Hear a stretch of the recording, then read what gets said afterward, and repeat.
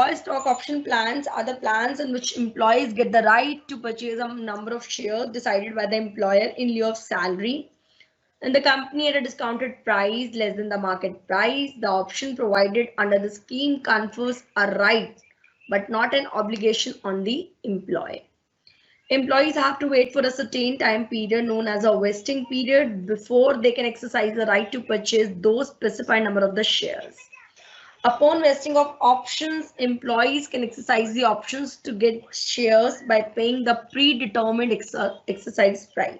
ESOPs are generally awarded for performance or tenure of the employees with the company. Thus, it serves a twofold Ma'am, purpose video. for the company and the employee. It acts as a tool of motivation for the employees that once they own a stock, they feel responsible for performance of the company. As it determines the value of the stock of the company, it helps the employer to retain the company and ensure a good level of performance in the Ma'am, video. step-by-step process for the issue of the ESOP. Preparation of list of eligible employees for ESOP. This is the first step and the basic step required for the ESOP scheme. Employees should be carefully selected for participation in ESOP scheme after considering his or her experience, roles and responsibility, etc. The first step is the preparation of list of eligible employees for ESOP. This is the first step and the basic step required for ESOP scheme. Employees should be carefully selected for participation in ESOP scheme after considering his or her experience, roles and responsibility, etc. Now, second step is the preparation of ESOP policy. It is the most important step for companies. Following are the essential things that must be kept in mind while drafting ESOP policy.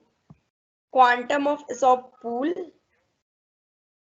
employee selection and evaluation criteria for participating in the scheme, rights of option holders, rights of shareholders like tag alone, drag alone and preemption rights, exit mechanism and the tax liabilities. These are the points which must be considered, which must be kept in mind while considering the ESOP policy. After preparation of list of eligible employees, quantum of options, drafting of ESOP scheme, next step is to convene a board meeting for final board. Board have to approve list of employees participating in the scheme, draft ESOP scheme, notice of general meeting for approval of shareholders. Now the next is the journal meeting. Journal meeting of members of the company will have to convene for their approval of ESOP scheme by special resolution. However, only ordinary resolution is required for issue ESOP by private limited company. Filling of form MGT 14. E-form MGT 14 must be filled by all the companies except private limited company. Attaching special resolution for approval of scheme, explanatory scheme, notice of GM and approved ESOP policy. Preparation and dispatch of grant letter. After approval of shareholders, company need to send grant letters to all the eligible shareholders to participate in the scheme, mentioning their entitlement, vesting schedule, date of vesting, last date up to which exercise can be made, exercise price, manner of exercise of options and other terms and conditions. Vesting of ESOPs. There must be minimum 1 year time gap in between the granting of option and vesting of option. For example, if you grant the option on 1st April 2019, it can't be exercised before 1st April 2020. So मतलब कि there must be a minimum 1 year gap. Exercise of ESOPs. एक second Kavish एक minute के लिए बेटा एक minute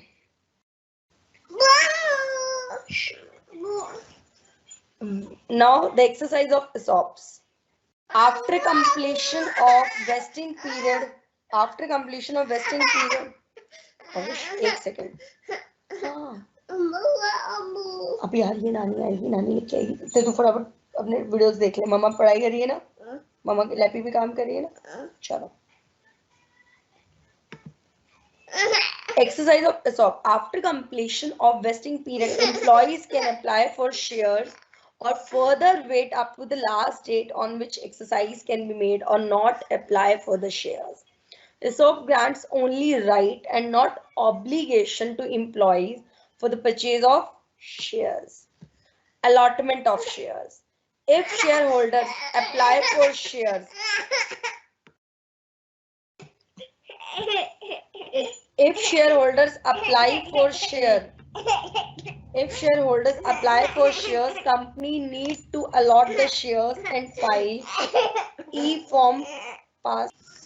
Allotment of share. If shares apply for shareholders apply for shares, company needs to allot the shares and file e-form pass 3 for allotment of share by attaching special or ordinary resolution for approval of ESOP, resolution for allotment of shares, list of allottees, etc.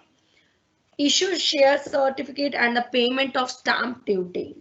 Companies need to issue share certificate to the shareholders within 30 days after allotment. Companies need to pay stamp duty on issue of shares according to the stamp rates prevailing in the state. Now this is the procedure we have to follow. Now the next is the advantages of ESOP. ESOPs can be treated as retainership instrument for small businesses as there is a lock-in period for exercising the right to purchase the shares. Thus, a business can retain its employees. If an employee opts for its option, then he has to serve the lock-in period to become eligible to exercise it. Next, getting shares of the company in which they are working gives employees an ownership feeling. They start feeling that they are not employees of the organization but owners.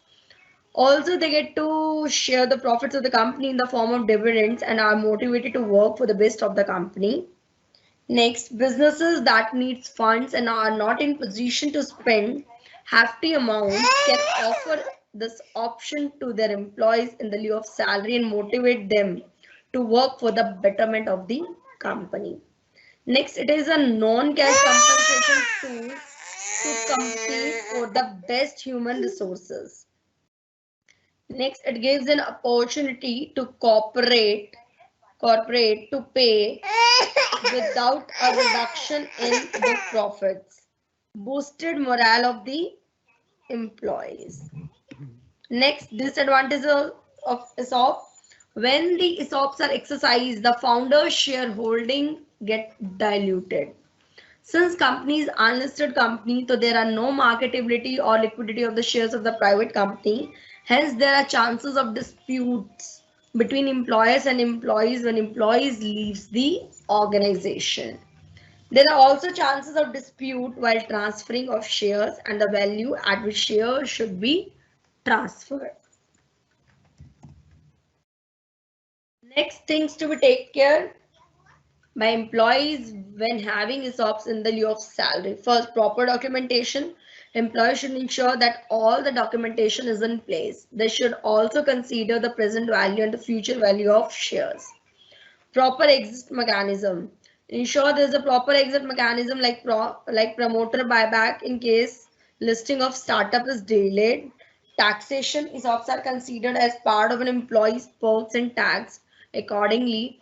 But it is important to understand that if you were to dispose the shares, the difference between the share price and the fair market value as on date of allotment will be subjected to personal capital gains in the hands of the employees. Now, conclusion. The ESOPs are a really good tool for startups to attract and retain talent, but at the same time, it's a bet for the employees. Employees should be convinced about the growth of company and should see if proper documentation is in place.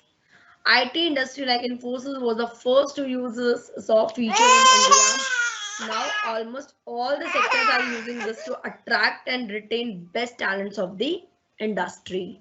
Nowadays, startup companies are actively using ESOP for attracting best human resources and to stop brain drain.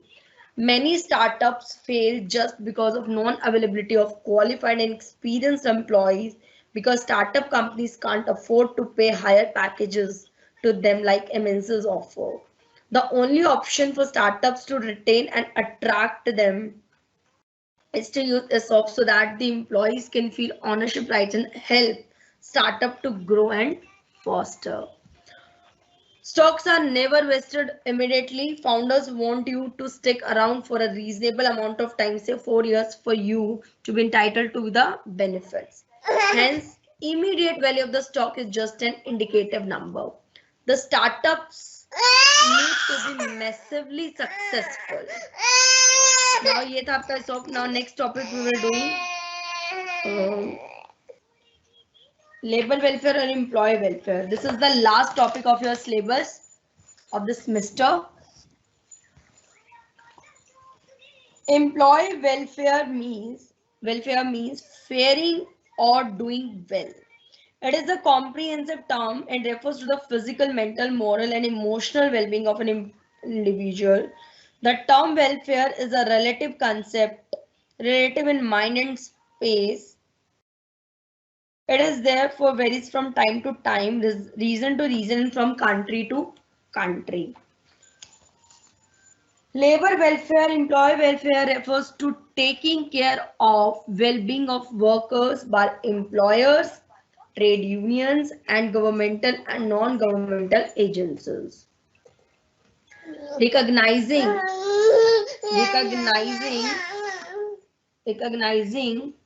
the unique place of the worker in the society and doing good for him or her, retaining and motivating employees, minimizing social evils, and building up the local reputation of the company are the argument in the favor of the employee welfare. Welfare facilities help in motivating and retaining employees. Most welfare facilities are hygiene factors, which accordingly create dissatisfaction if not provided. The welfare facilities, besides removing dissatisfaction, help develop loyalty in workers towards the organization. Now, what are the objectives of the labor welfare? To provide better life and health to the workers, to make the workers happy and satisfied, to relieve workers from industrial fatigue, and to improve intellectual, cultural, and material conditions of living of the workers. Labor welfare includes various facilities, services, and amenities provided to the workers for improving their health, efficiency, economic betterment, and social status. Welfare measures are in addition to regular wages and other economic benefits available to the workers due to legal provisions and collective bargaining. Labor welfare schemes are flexible and ever-changing. New welfare measures are added to the existing one from time to time. Welfare measures may be introduced by the employers, government employees, or by many social and charitable agencies. The purpose of labor welfare is to bring about the development of the whole personality of the workers to make a better workforce. Now, what are the needs for labor welfare? Satisfied labor forces serves the organization with dedication. The purpose of providing such facilities is to make their work life better and also to raise their standard of living. The important benefits of welfare measures can be summarized as follows. First, they provide better physical and mental health to workers and thus promote a healthy work environment. Next, facilities like housing schemes, medical benefits, and education and recreation facilities for workers' families help in raising their standard of living. This makes workers to pay more attention towards work and is increasing their productivity. Employers get stable labor workforce by providing welfare facilities. Workers take active interest in their jobs and work with a feeling of involvement and participation. Employee welfare measures increase the productivity of the organization and promote healthy industrial relations, thereby maintaining industrial peace.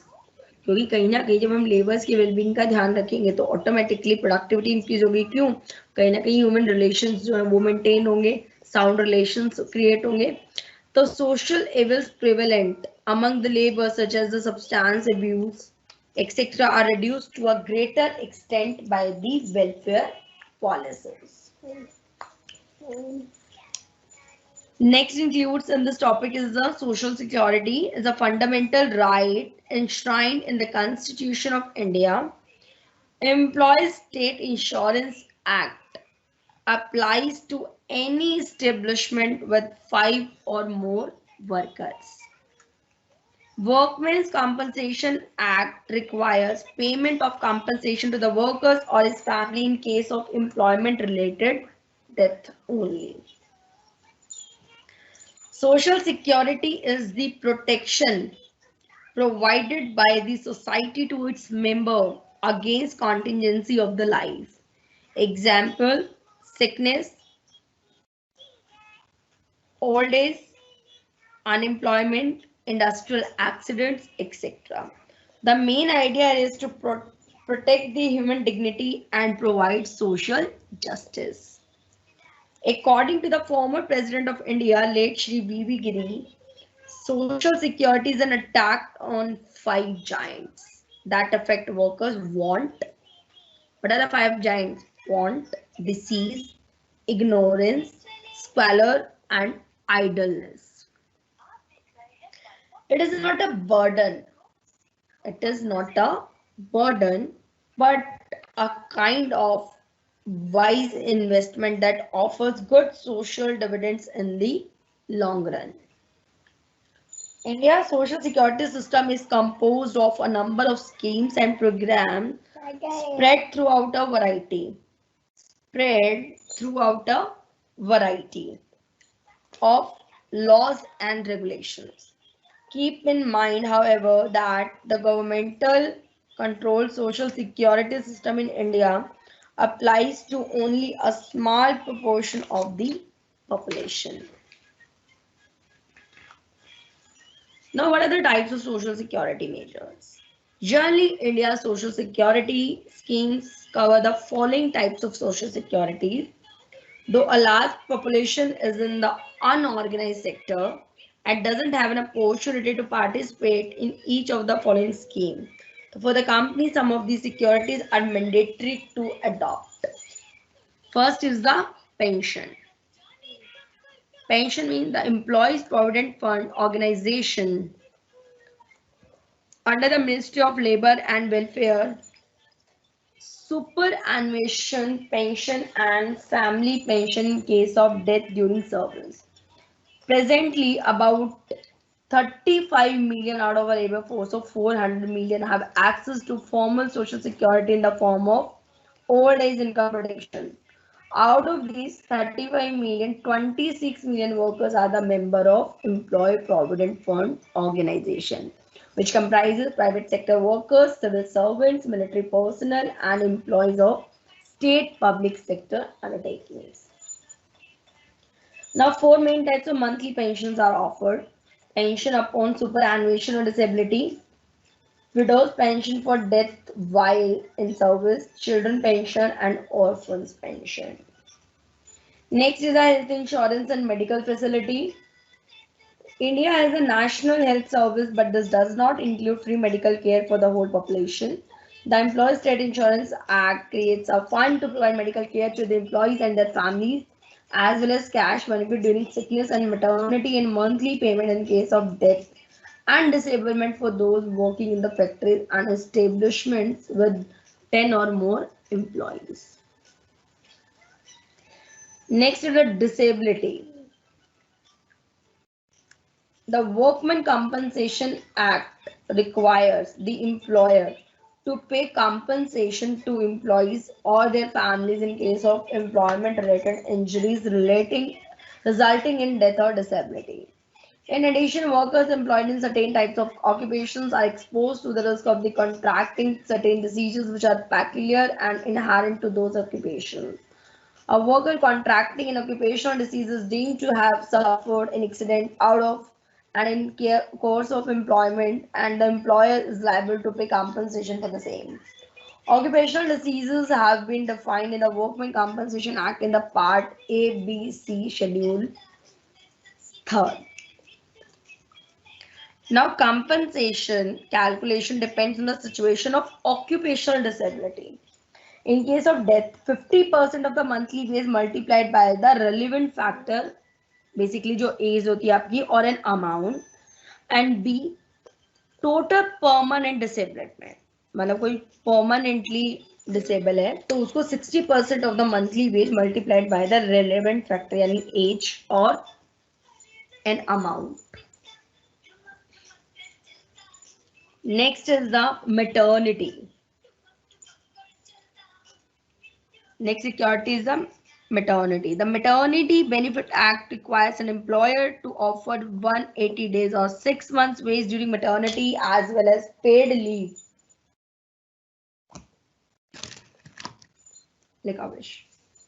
As well as paid leave in certain other connected contingencies.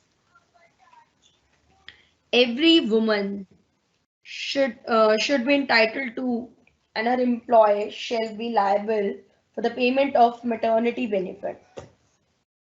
Any woman working in the organization and are allowed to maternity benefit may give written notice to her employer stating that her maternity benefit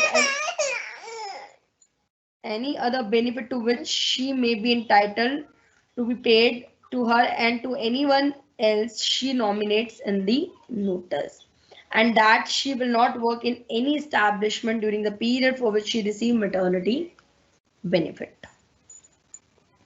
On receipt of the notice, the company shall authorize the employee to absent herself from the company until the end of the 6-week period following the day of her delivery. Next is the gratuity. For establishments with 10 or more people or employees, the Payment of Gratuity Act requires the payment of 15 days of the additional wages for each year of the service to employees who have worked at a company for 5 years or more. Now, what are the nature of the Social Security scheme? Social security schemes are providing social assistance and social insurance to employees who have to face challenges of life without regular earning due to some contingencies in their life.